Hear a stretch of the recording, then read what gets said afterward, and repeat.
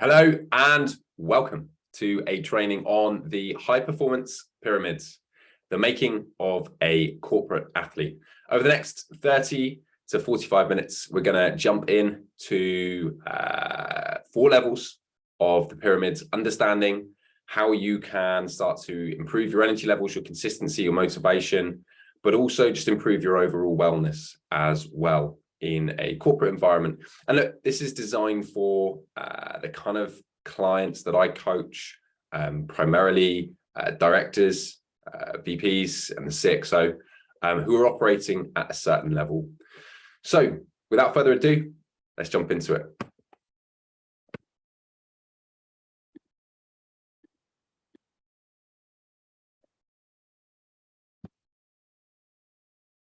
Okay, so high performance pyramids, as I said, making of the modern day corporate athlete. This is how you can build strength and resilience, so you can perform better with more passion for longer, right? And look, the things that we want to avoid here are burnout, weight gain, right, and increased stress, which are all markers that senior successful professionals will face into at some point, or the majority of senior successful professionals will face into at some point. So on the right hand side, we've obviously got the 4 levels. We're going to jump into those in a little bit more detail, and also just there some of the transformations that a number of my clients on Reignite Pro have gone through. So we're faced with a number of different challenges, right? A number of different personal challenges in today's workplace, and these are the 4 main ones, right? As you start to go higher and higher in an organization, or maybe you're the founder of an organization that's growing, there's more stress, there's more work pressure, and the responsibility that you have for deadlines increases. Now, coupled with that, there tends to be lower energy levels as people have less focus on their health, and not just physical health. We're talking here about emotional, mental health as well, right?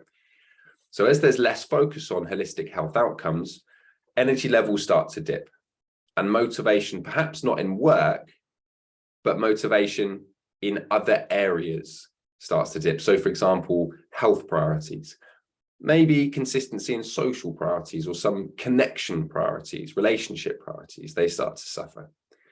And what that then causes is a bit of a blurring of work-life boundaries, right?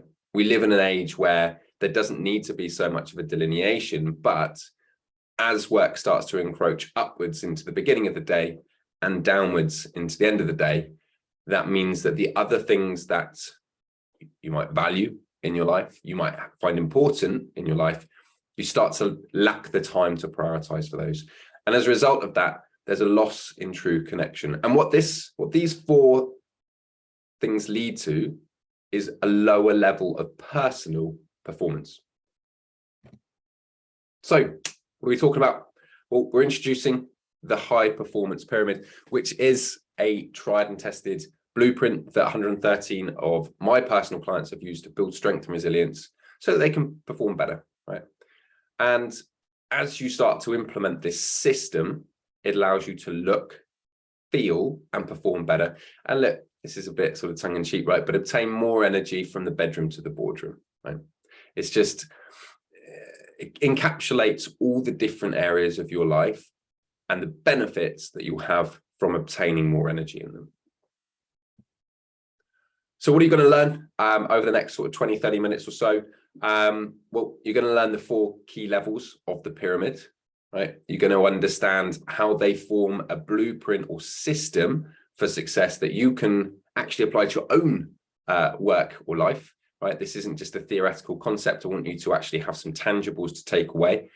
And then numerous practical tools that you can actually apply to your own life. And again, start to get some benefit from as early as this week, right? Or starting to plan this out as a system that you can then build on, as early as next week. So for those that haven't met me before, haven't seen me, I'm Alex Carter. I am an elite health and performance coach. I work with VPs, directors, and CXO, primarily in the UK and USA, but I do have a number of international clients, past and present. My signature system is called the CEO method. And that stands for clarity, energy, and optimization, which are the 3 stages of transformation. Clarity, getting really clear on one's vision and where they want to go, the direction.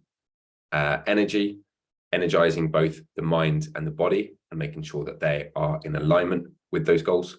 And then optimization, which just means 2 things: increasing the intensity on things that you know and are proven to work for holistic health measures, and then reflection, right? Looking at what went well, what could you do better, and just reflecting on a past period so that you can then start again, right? And then the clarity phase begins again. So the CEO method is a circular or secular system.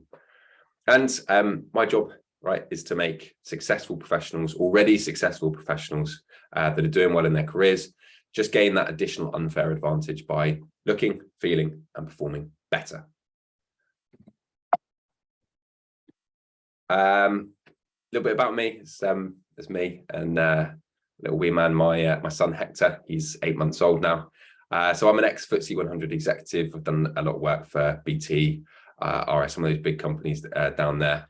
I now have a coaching and consultancy business where I run my high performance coaching business, and then I consult as an operations director into another coaching business.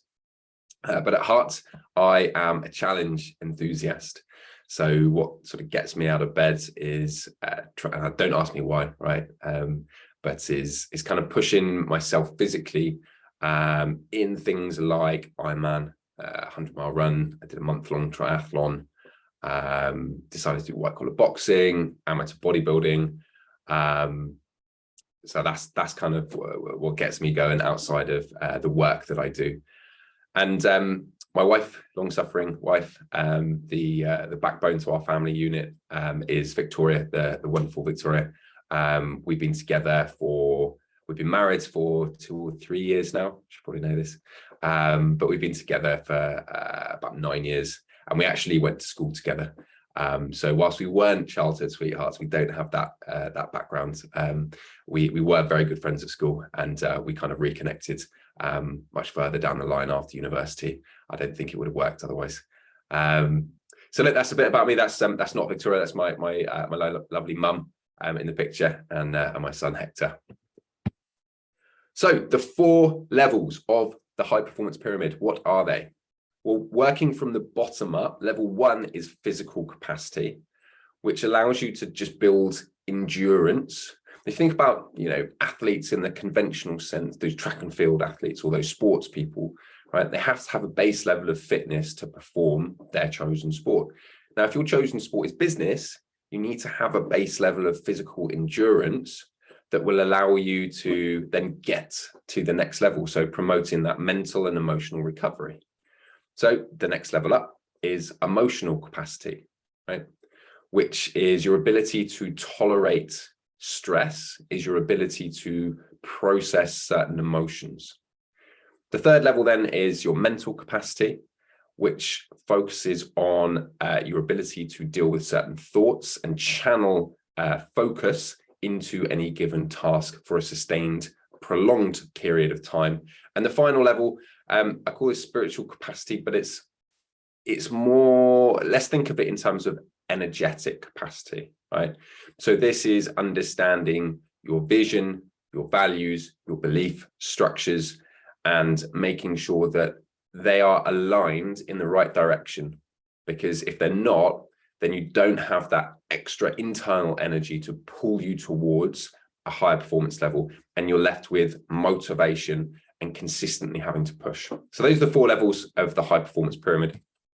And what we're going to do is we're going to jump into each one and just talk about some of the tools and systems in a bit more detail, right? So that you've got something to take away at the end of this. So the first one, physical capacity, is about, as I said, building the foundations to tolerate more stress and drive holistic health benefits.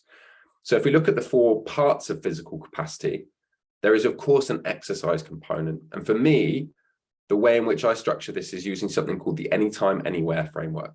And that is having a program of exercises, a systematic program of exercises that is aligned to your goal, built on principles like progressive overload, as in it gets harder for you as you get stronger and fitter. But the most important thing is that it's adaptable to your environment. So if you're traveling and you're staying in hotels, don't worry, we got you, right? If you've got access to a gym at home, or you go to a commercial gym, don't worry, we got you, right?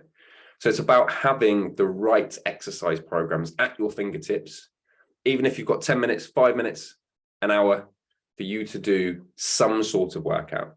And generally, what I do for my clients who are looking for increased energy and weight loss as two predominant outcomes, we'll look at HIIT, high intensity interval training, which is going to boost your testosterone by as much as 18%, decrease your cortisol levels by as much as 30%, recent studies have found.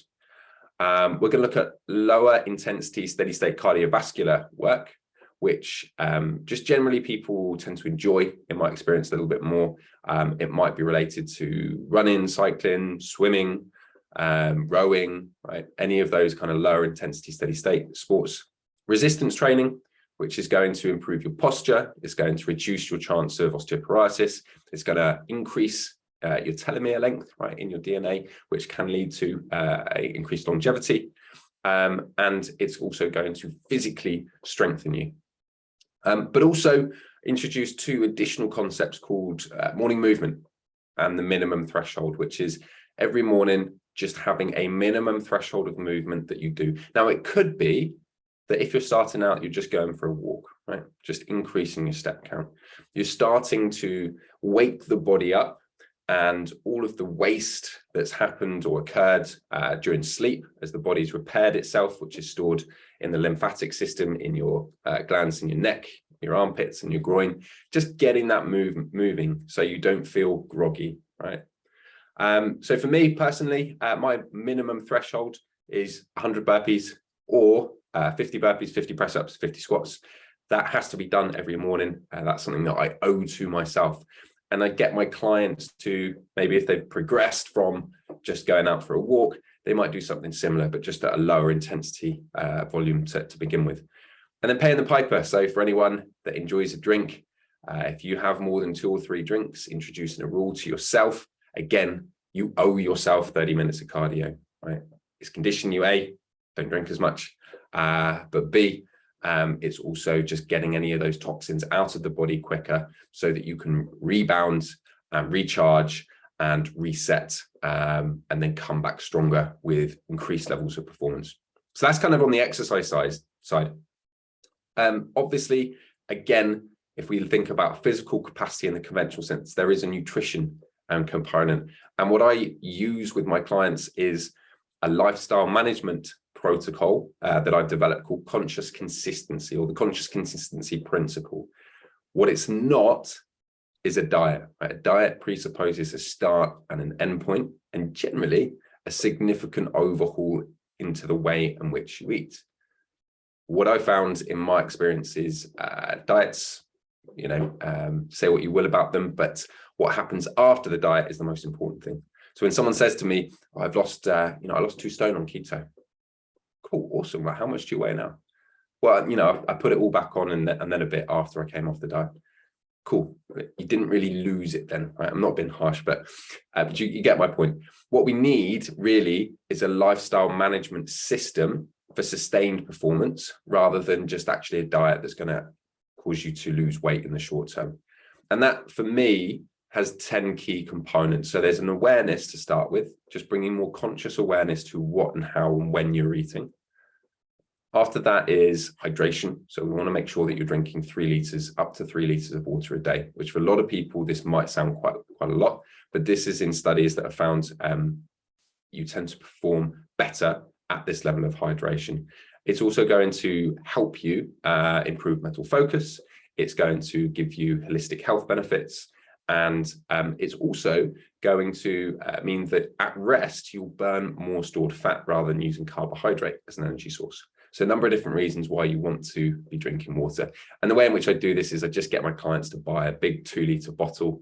They have a pint in the morning, they get through that bottle throughout the day, and they have a pint in the evening. And that is their 3 liters done. Don't eat late is another principle of conscious consistency. If you think about the digestive system, it generally takes an hour and a half, 2 hours to digest a meal, depending on the size and also the speed of your metabolism. But let's just say that's a rough order of magnitude. If you're eating just before you go to bed, it's then eating into your physical repair time. So you end up waking up feeling groggy, feeling a little bit sluggish. So a general rule is have your last meal of the day 2 hours before your head hits the pillow. Increase protein, right? So we want protein for two main reasons. One, to rebuild broken down muscle fibers. So as you exercise, you put micro tears in the actin and myosin filaments, and then these are rebuilt with available proteins.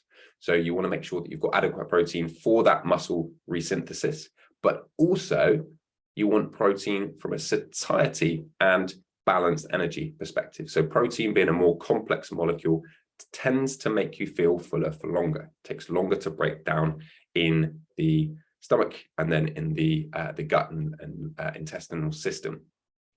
So what I tend to find that most people do is when they start looking at their nutrition and their diet in a bit more detail, is they've got too many simple carbohydrates and not enough protein. So try and get more protein. And again, if you're looking at tracking, like at least 100 grams of protein per day. Stay on top of hunger. So there's two types of hunger: emotional hunger and physical hunger. Emotional hunger is sudden. It's for a specific food type. Physical hunger is slow, gradual, creeping, right? So we want to make sure that if we are hungry, it's not emotional hunger that we are listening to, not those cues, but it's physical hunger. And the way in which we can stay on top of both of those is to eat regular meals. So that doesn't mean skipping breakfast, right? Unless you are on an intermittent fasting protocol. We'll talk a little bit about that some other time. But it means eating consistently and not saving all of your calories for a mammoth large meal, multi-course large meal just before bed that then sits there, digesting in the first few hours of sleep. Right, so stay on top of your hunger. Plan your nutrition. So this is particularly important for those people that travel as part of their routine or part of their job. It's understanding what is likely to be available. Have you got stuff packed with you? If you're going out to restaurants with work or with friends, what's going to be available for you that supports your goals, rather than just going out and kind of throwing caution to the wind, having whatever it is available. It's having a plan for your nutrition. Now, it doesn't mean that you need a meal plan for everything that you eat, right? No one has the time for that, or very few people have the time for that. But it does mean just giving a bit of forethought to the next day, or the next meal, what is going to be available and what is going to help take you towards your goals rather than away from them. Eat organic. So there was a great study done that I read a few years back. I think it was done in 2010, maybe 2008, 2010. And it was looking at the micronutrient profile in spinach in 2010 versus post Second World War. And has to guess how many more micronutrients are in the spinach post Second World War? It was 52 times, right? So we are eating food that looks like the food that our grandparents were eating, but it is very, very different, very, very different makeup. Okay. Now, organic just means that it has less pesticides.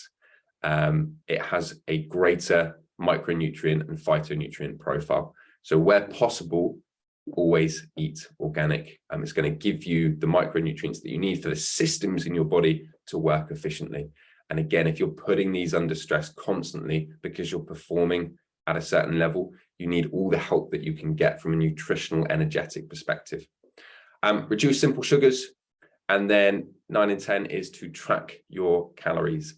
Now, you might be sitting there thinking, Alex, I hate tracking calories. Tried it before, fallen off the bandwagon. It's just something else to do. Cool, right? I'm not saying that you have to track every single day. In fact, a lot of my clients don't. I don't track every single day. What I do is encourage a dual track approach where if you're in control and able to track your calories, right? But if you're going out for meals, if you're going out to restaurants, if you're not able to track for whatever reason, then it's about applying that more conscious mindset to your nutrition. And then using the principles of weekly calories. Now, again, tracking calories, it's like, Alex, do I have to do it? I've tried it before and I struggle. You don't have to, right? But it's the equivalent of setting up a business and not looking at your business KPIs or your business metrics. Yes, you can make a profit, right? But you don't know how you've made it, right? You can't understand, if you don't make profit, what's caused it to break down. So tracking calories allows and gives you much more visibility into what's going right with your nutrition and then what's going wrong. And again, in another study, this was a large scale study, a number of people were asked to just guess how many calories that they were eating. And on average, people said that they thought they were eating about 1,800 calories. And in reality, they were eating close to 3,000. So we are not very good in general at guessing how much we eat. So how do we get around that? Well, we track calories and we use the principle of weekly calories. So if you want to go out, the weekend, you want to eat or drink a little bit more, right? That means maybe in the week you pull back a little bit. And that means that you can still enjoy yourself. You can still have the meals and the foods that you want and still come Monday morning, step on the scales and be however much lighter, right? So that's the principle of weekly calories. So the last two parts of physical capacity are sleep. And we want to be getting 7 hours plus of quality sleep. And to help with that, we want to do two things, right? Reduce blue light exposure in the evening, right? The blue lights from the lights that we have in the house, in the office, they contain blue light that is 4 times more powerful than that of the sun. And what that does is, imagine when you wake up in the morning, the reason you wake up in the morning is it gets lighter, right? As long as you're not relying on an alarm or something, right? The reason you would naturally wake up in the morning is because it gets lighter and the blue light from the sun hits your body, hits your eyes, and that causes a small drop of cortisol, the stress hormone in the body, and that sets in place a number of metabolic reactions that then wake you up. Now, the blue lights at home are 4 times more powerful than that of the sun at that point in time. So what's happening is it's telling your body, hey, it's the middle of the day. It's the middle of the day. You need to get up. You need to keep going. Right? You need to stay awake. And that stops the production of nighttime hormones like melatonin, like serotonin. And that can lead to, if it's done consistently and for years and years, it can lead to sleep imbalances. It can even lead to autoimmune, autodegenerative diseases later in life, right? So the other part here is to what I call download your brain, or think about, who are you taking to bed, right? Who's going with you? And I don't mean your partner. What I mean is, which version of you are you taking to bed? Are you taking the stressed out person that's been thinking about all the things that they've got to do, trapped in a state of stress and fear? And you're taking that from your conscious mind to your subconscious mind and downloading that brain? Or are you able to take some of the reflections from the day out by writing, by thinking, by meditating perhaps? And then the version of you, the conscious mind that you take to bed, has downloaded all of that crap, right? So you're a much cleaner version of yourself. You're not taking that kind of negative energy with you. And then the download from conscious to unconscious mind is much more positive. It doesn't have that emotional baggage attached to it. And then the final thing is to track sleep patterns. So for anyone that doesn't have an Aura ring, I really, really recommend these to all of my clients. Fantastic bit of kit that looks at sleep patterns. It measures your heart rate variability. It measures your REM sleep, your deep sleep. And over time, it allows you to build up a pattern of how you sleep, and then allows you to optimize it, looking at recovery metrics, etc. So that's sleep. And the final part of physical capacity then, which is this base level of the pyramid, is recovery. Now, recovery has 5 key principles: hydration, which we've talked about, movement, which we've talked about, changing channels mentally, which just means every 90 to 120 minutes, you're going to actually change what you're working on, right? So you're not doing the same task for longer than 90 to 120 minutes. Now you might say, Alex, yeah, but I've got this big presentation to do and I need to get it done by tomorrow. If you're in that situation, sometimes you have to disregard this. But as a general rule, You want to make sure that actually that focused, intense work is done for 90 to 120 minutes, and then you change channels, you go do something else. And if you do this over time, you get more done, right? The last two bits here are to eat light, right? So you're not putting loads of pressure onto the digestive system and taking energy and focus away from your mental capacity. And then refusing to live in a prolonged negative emotional state. And we'll talk about this in a little bit more detail when we get to the next section. So that's the base level of the high performance pyramid. And when you do take care of yourself from a physical perspective, right, you free up energy and enthusiasm and passion to take care more for other people. So you're not just looking after yourself, right? It's not a selfish act. You are actually caring for other people by investing time, effort, energy, and resources into yourself. So number two, the second level up, emotional capacity. And this is to get you feeling, right? Thoughts from the mind, feelings in the body, feeling in a state of calm, focus, and confidence each day. Now, if you've ever experienced a positive emotional state, you'll know that it gets you into flow and it gives you energy. If you've experienced negative emotions, because they are a lower vibration, right? Emotion, energy in motion, all emotions have a vibration attached to them. So the negative emotions has a lower vibrational state, and that causes a loss or a detraction in energy. Right? It takes up mental and emotional energy. And over time, a consistent low-level anxiety or consistent negative emotions will actually lead to negative health outcomes, right? And studies have proved this time and time again. Increase in blood pressure, increase in resting heart rate, and increase in overall heart rate, right? Increase in cortisol levels. Now, if you consistently feel these negative emotions and consistently have these health-related indicators, now they can lead to worse health outcomes, like disease later in life, right? Years and years and years spent in these negative emotional cycles. These can lead to, studies are starting to come out that show these links between certain diseases later on in life. So how can you start to improve your emotional state? Well, the first one is when there's tasks that cause you stress, right? And stress for me is just a fear of not having enough time to complete a given set of tasks or a task, or a fear of not having enough resources available to complete certain tasks. That stress, and this is predominantly in the workplace, right? That stress can be reframed into an inner state, looking at it as a challenge, right? And that just causes you, or that means to do this, you have to pattern interrupt. Have to actually stop yourself from being in this kind of thinking, feeling cycle, have to pattern interrupt. And rather than thinking, oh my God, I've got so much to do, I'm never going to get this done. How am I going to finish? My boss is telling me that I need to do this. I know that I need to do that. I've got to pick the kids up later. How am I going to do that? It's actually taking a step back and starting to look at the dialogue of how good will it feel when I've got all of the things done that I need to do? What can I deprioritize or delegate? This is a challenge. Who else could do this challenge?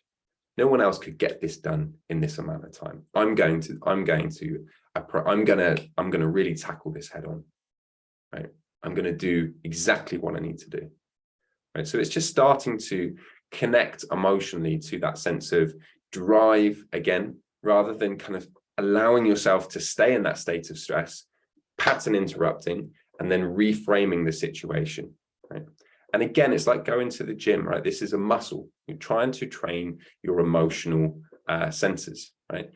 It's not going to happen overnight. But if you do this consistently, stress markers start to go down, right? And positive emotional markers start to go up.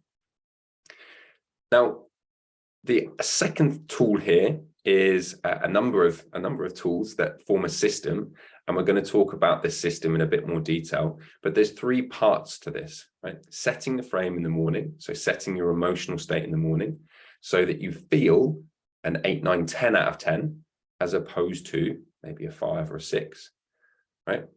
Pattern interrupting in the day, so whatever causes you to feel negative emotions, as I said, pattern interrupting them, so that you don't allow yourself to stay in that state for a prolonged period of time.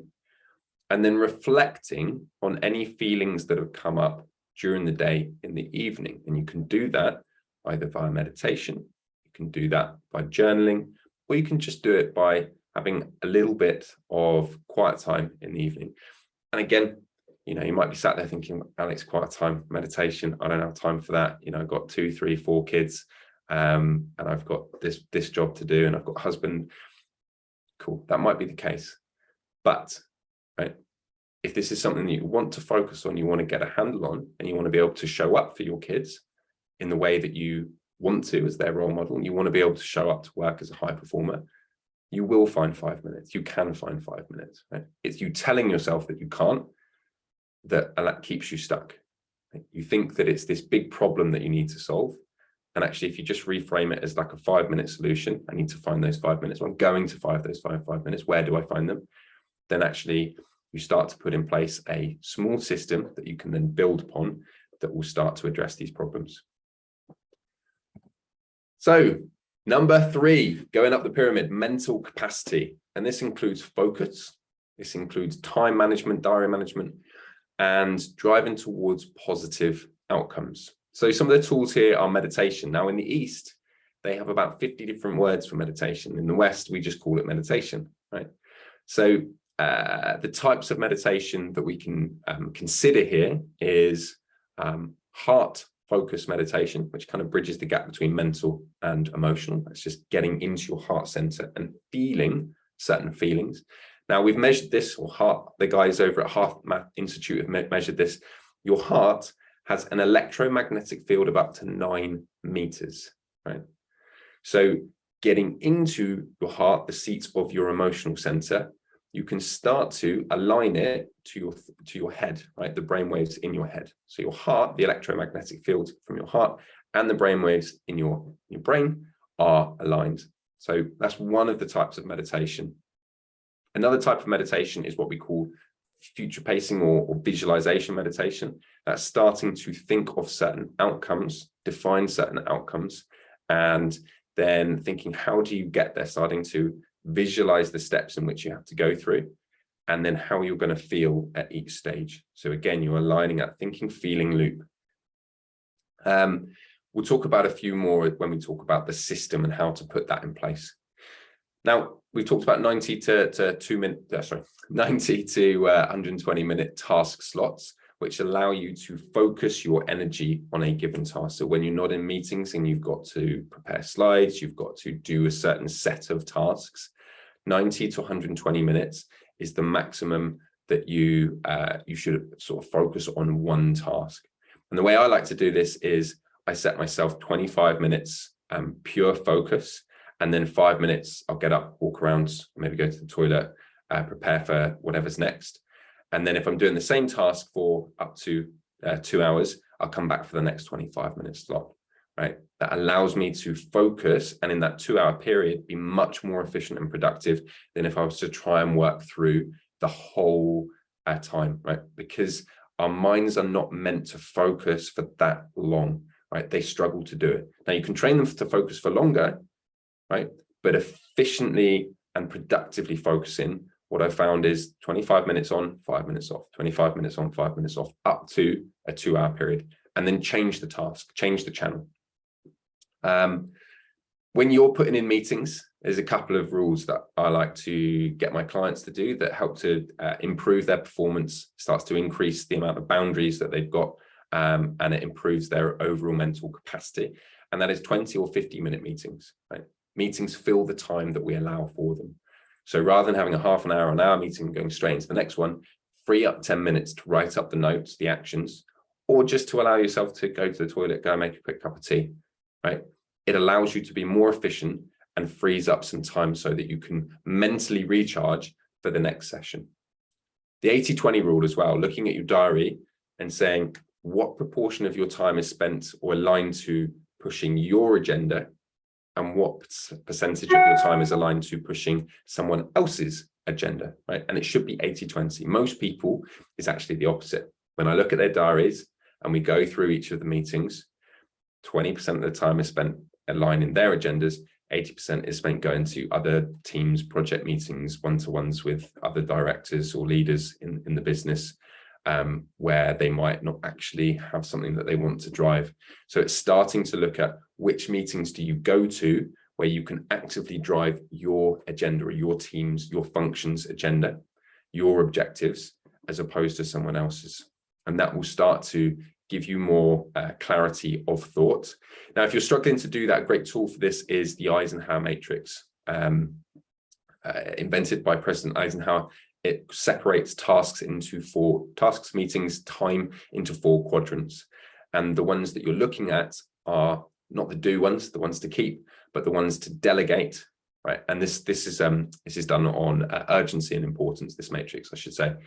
The ones that you're looking for, the quadrants that you're looking for, are the ones to delegate. What tasks can you get off your plate, right? That you can put into a system or a process that someone else can do other than you.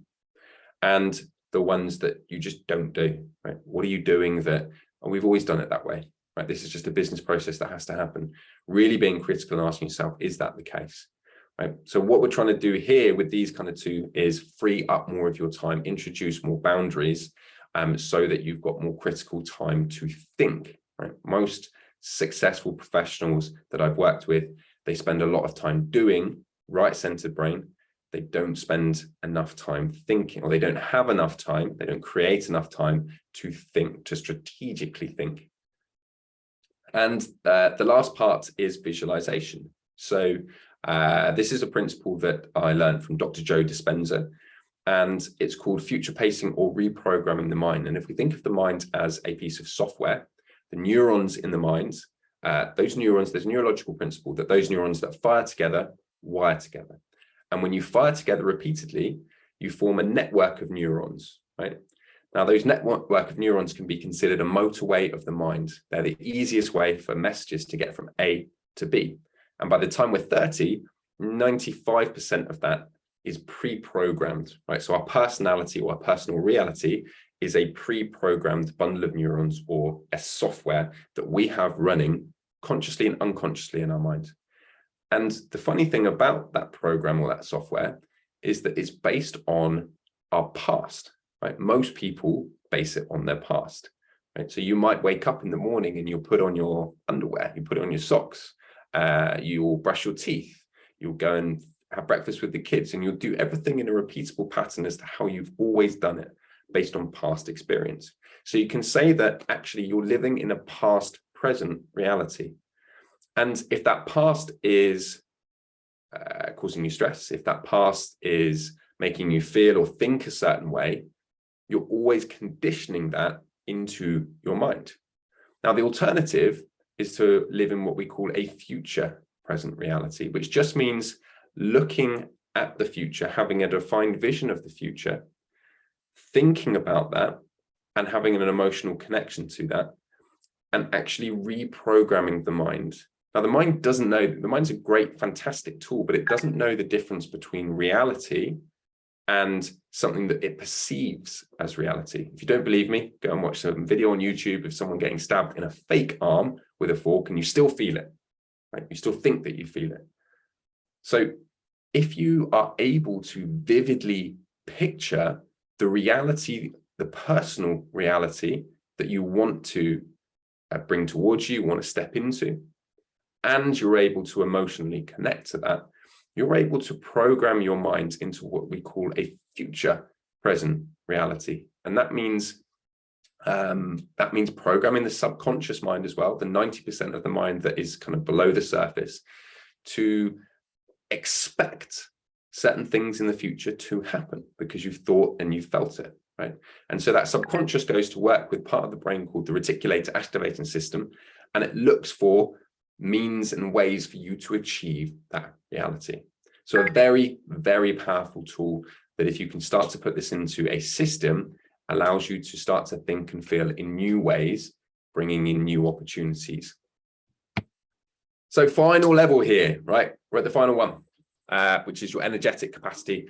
And this is designed really for me to move people from a state of motivation to, which is external focus, needing to have willpower or be motivated by an external goal, and taking that into a state of inspiration, being motivated by an internal sense of purpose, being internally focused. Now, the second one is much more powerful. It's much more resilient and it's much more stable. Right? Motivation comes and goes.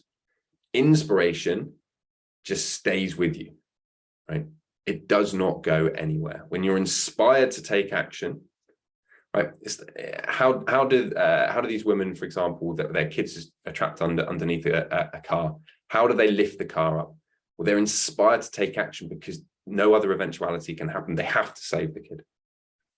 Right? So we're trying to leverage this concept and move from a state of motivation to inspiration. Some of the tools. So creating clarity, and this is just because this is the top of the pyramid, this is something that it's hard to do this section perhaps on your own, right? I'm going to talk through some of the concepts and I will talk through some of the tools, but actually moving this section is perhaps the hardest to do on your own. But these are some of the tools that I will use to coach my clients with, and that is creating clarity over your personal vision. Now, we do this from a work perspective quite often, defining business goals, vision, objectives, but how often do we do this from a personal perspective? So this is about defining your personal vision, your personal reality, and then aligning the things that matter most to you to that vision, right? So you've defined the North Star of the vision. What do you value most in life? And how does achieving that vision serve each and all of your values? So becoming conscious to that. So you're starting to put into your brain, I want to achieve this. And if I do, it's going to mean this for my family. So, for example, if I get in shape and lose 20 pounds, this is just a physical item, right? It's going to mean that I'll have more energy to show up with my kids and play with them after work. It's going to mean that I can actually show up as a role model and encourage them to also lead a healthy, prosperous, and long life, right? It might mean that I can show up with more energy and focus at work and get more done in less time. So we're starting to define this outcome that we want and link it to all of the things that we value the most. And then the most important part here is understanding what your beliefs are, what you hold to be true about yourself, your self-identity perhaps, and then shifting those beliefs, right? Sometimes the biggest limiting factor to any transformation is your self-identity, or who you view yourself as. And we all do have beliefs, and some of those beliefs are self-limiting beliefs. So they limit the amount to which we can actually achieve something or transform into something, become someone. So we need to work out what those beliefs are, make them conscious, and then start to, using systematic protocols over time, start to shift those beliefs, right? Move the limiting beliefs out of the way and reframe them into positive, empowering beliefs. So this is bringing it all together now. This is the bit that, we said at the beginning, what do you want to take away from this? This is what you can take away as the actual tools to put into a morning, day, and evening routine. So this is just an example of a routine. This is maybe what some of my clients might do, for example. This isn't necessarily my routine. I might do something just a little bit longer than this. But this is something that you can put together. You can maybe start with kind of just 10 minutes, right? And then build it into a system. I'm just going to go through some of the tools. So in the morning routine, we've got morning movement. We talked about the importance of movement, getting rid of the waste, starting to increase your testosterone, reduce your cortisol. So from a physical capacity perspective, then going up the pyramid, emotional capacity, cold showers. Right? There's a number of health benefits associated with cold showers. Generally in the UK, in winter months, the average Brit spends about 12 minutes outside. And so cold showers actually keep the body living as it's supposed to live, with extreme temperatures, hot and cold, not just warm. Okay. It also can improve immune system, but we're using it here because when you get in a cold shower, there's certain emotions that come up, like, fuck, I need to get out of this. This is fucking cold, right? And what we're trying to do is, like, you've got two options at that point. Either you get out or you say, I'm going deeper, right? So what we're doing here is we're training you emotionally to not to, at the first sign of difficulty, not to kind of give up, but to actually be resilient and continue to go further. So that's why we do cold showers. And also they're a great tool for energizing yourself. So when you come out of a cold shower, you are ready to go. I had a cold shower this morning before I did this, and it woke me up a lot more than my morning coffee does. My movie or affirmations. So this is starting to use words that convey certain feelings or emotions, right?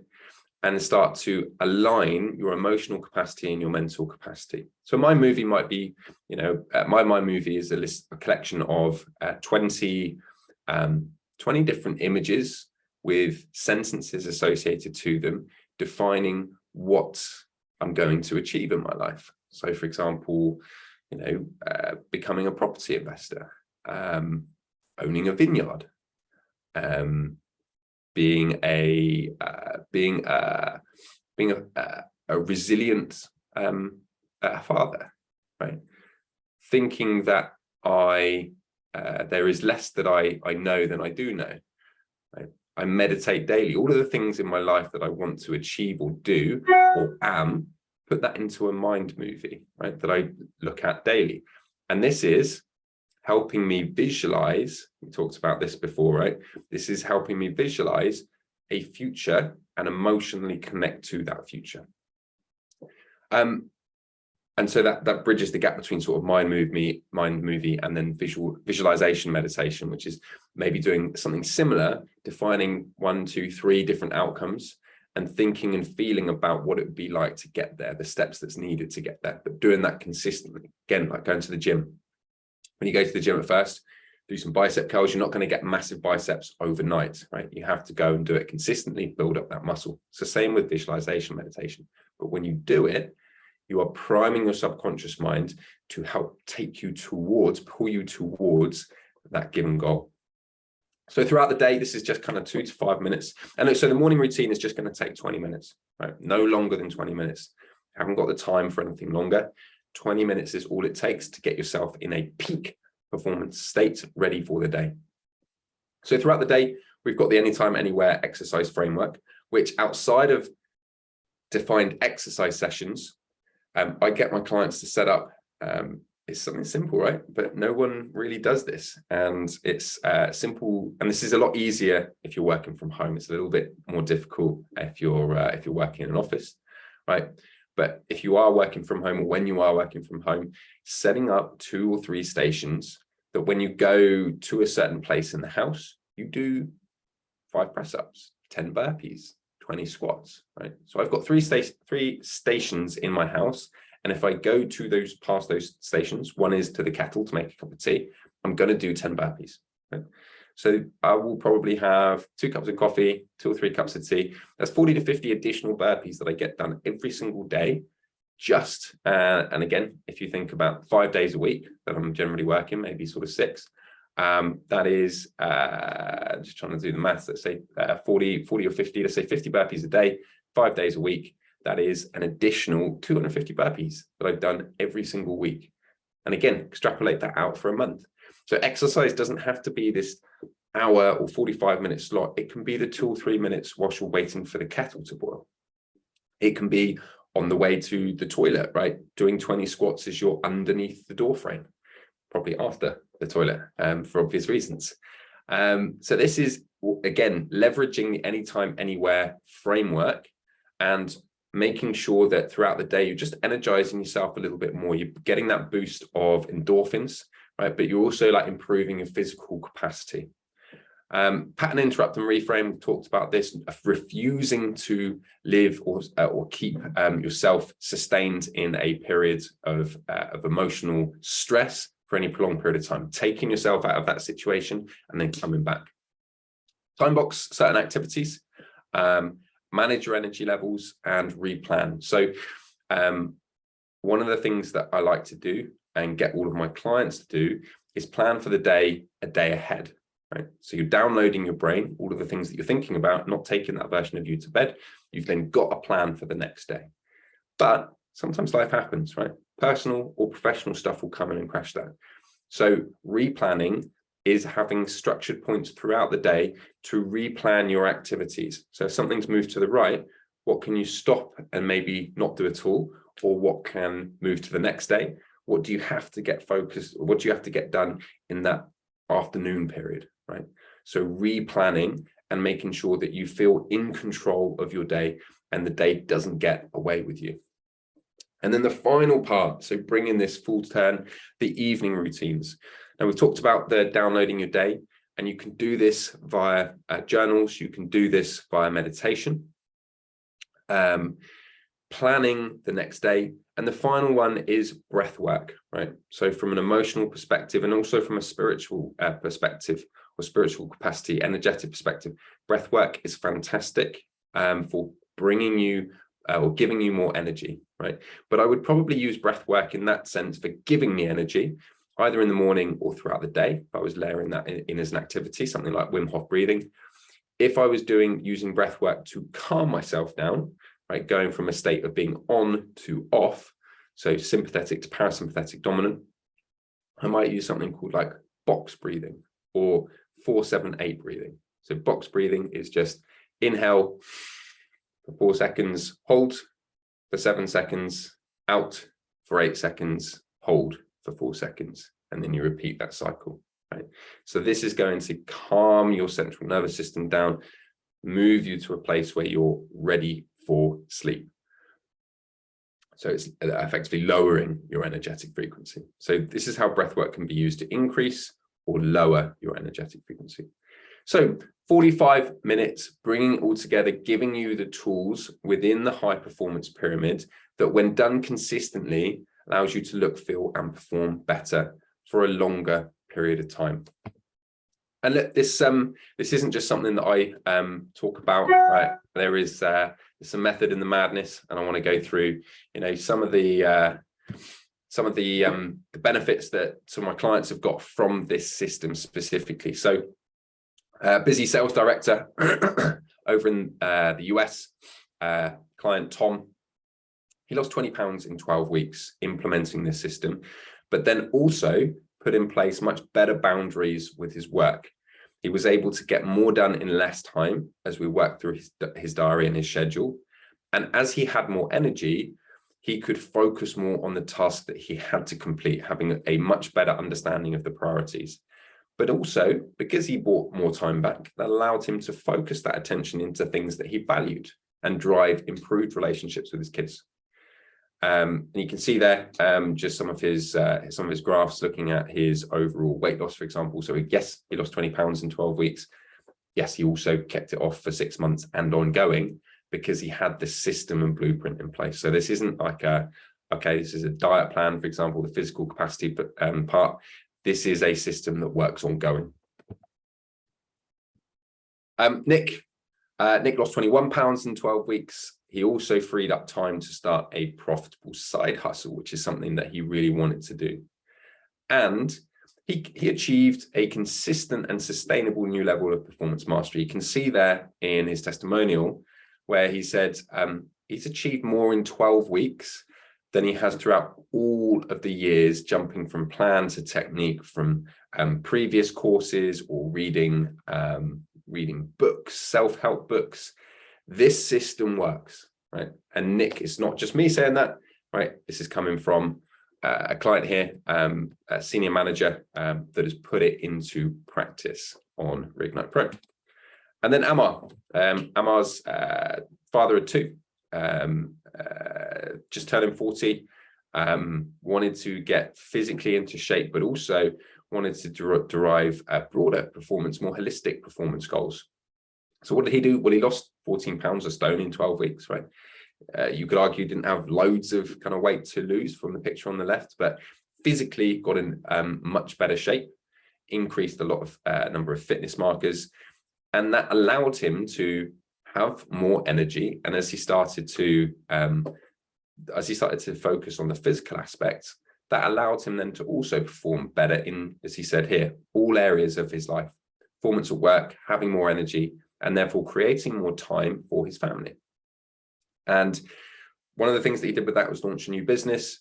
And he said at the bottom, it's been life-changing, right? Because we're not just focusing on one element, the physical element, we are focusing across the board with this system on physical, mental, emotional, and energetic levels. So wrapping it all up, final sort of part here is like when people feel strong and resilient, physically, mentally, emotionally, and energetically, they look better, they feel better, and they perform better. And when you win, your families will win also, right? When you win, your families will win also. But not just that, the businesses or corporations that employ them will employ you, right? Or if you're running a business, your business will directly benefit as well. So that just about wraps it up for this training on the high performance pyramid. This has been the A system or the system that over the last 4 years that I found generates not only results in the short term for 12 weeks, but results that allow you to take that system for the next 12 years plus, right? 12 weeks to 12 years. That's what I say to clients. And, you know, a number of the people that have just gone through a testament to that. So maybe you're watching this and thinking, look, this is a great system. I'm gonna look to integrate or implement this into my daily life. But maybe you sat here thinking, actually, look, I'd like to get there a bit faster. I'd like some accountability. Or maybe I've tried some of this in the past and I failed. I just need some help. So if that's the case, please do go ahead and book a 15-minute open and honest conversation with me. Please do put your credit card away though, because this isn't that kind of call. It's not a sales call. In fact, during that call, you won't even be able to join my program, Reignite Pro. All this is for us, or giving us a chance to connect and for you to ask a few questions about the system and for me to help, I guess, understand how we can apply it bespokely to your unique situation and your specific goals. So this has been the high performance pyramid. Thank you for watching, and I will see you on another training sometime soon. Take care.